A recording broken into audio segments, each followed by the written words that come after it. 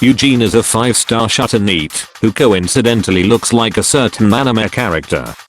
He debuted alongside Catherine and Styx in the Rhythmic Resolutions facility event. He is a support class sword unit, with his kit focusing on buffing the entire team, as well as occasional burst damage. As a water support unit, his main competition would be both water Elisannes, Summer Celliera, and Halloween Adetta. So how does this NEET perform compared to them?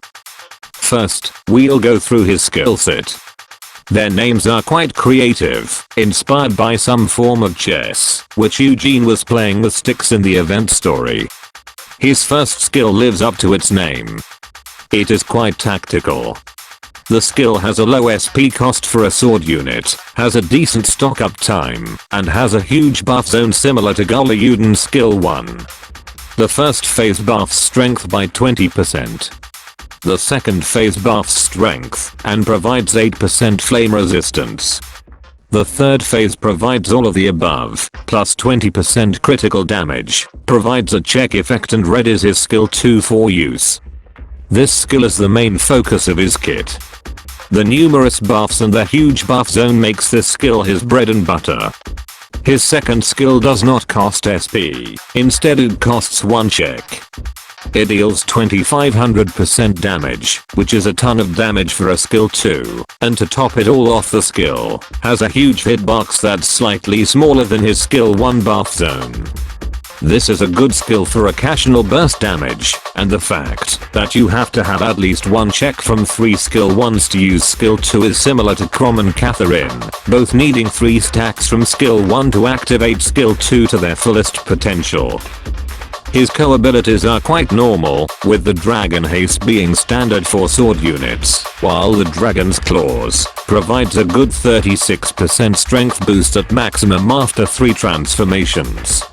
Considering the strategy for in-game flame bosses, Expert Earrape and Atoha does require multiple transformations, so in this case it's a pretty good chain co-ability.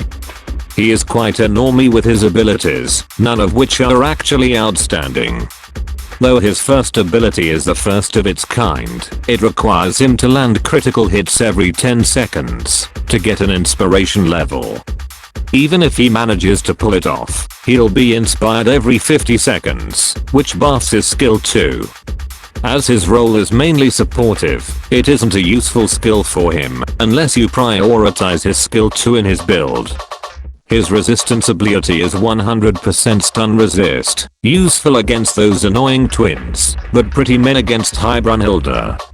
His last ability provides a decent 13% defense buff when his HP is above 70%, which he can pull off, since his skill 1 provides flame resistance from phase 2 onwards. As he fights up close, this can help in increasing his survivability. A support style set of equipment and dragon would suit him the best.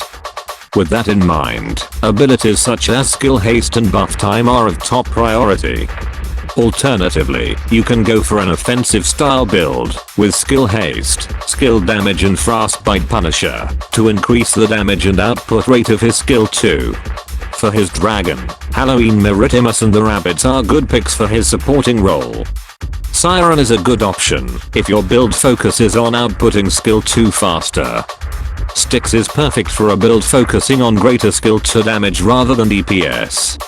As usual, his best sword is the new Agito sword, with the Chimera tech and Imperial weapons being good alternatives. For Wimprints, Beach Battle and Flash and Heat for supportive gameplay. Shining Overlord and his clever brother for offensive gameplay. For a support/offense hybrid, Shining Overlord and any skill haste prince would do. Being a competent unit without following the current meter is one heck of an achievement. Both Eugene and Catherine have accomplished this by not having any form of frostbite/frostbite punisher skills at stock form. Eugene himself is a welcome addition of water support units, possibly being one of the top water supporters in game right now. Unfortunately, I did not see him a lot in co-op battles, with Gala, Elisanne and Summer Celliera still being top picks in support class for most flame co-op battles, especially the new battle against those Freedom Twins. That's all from me. Moga out.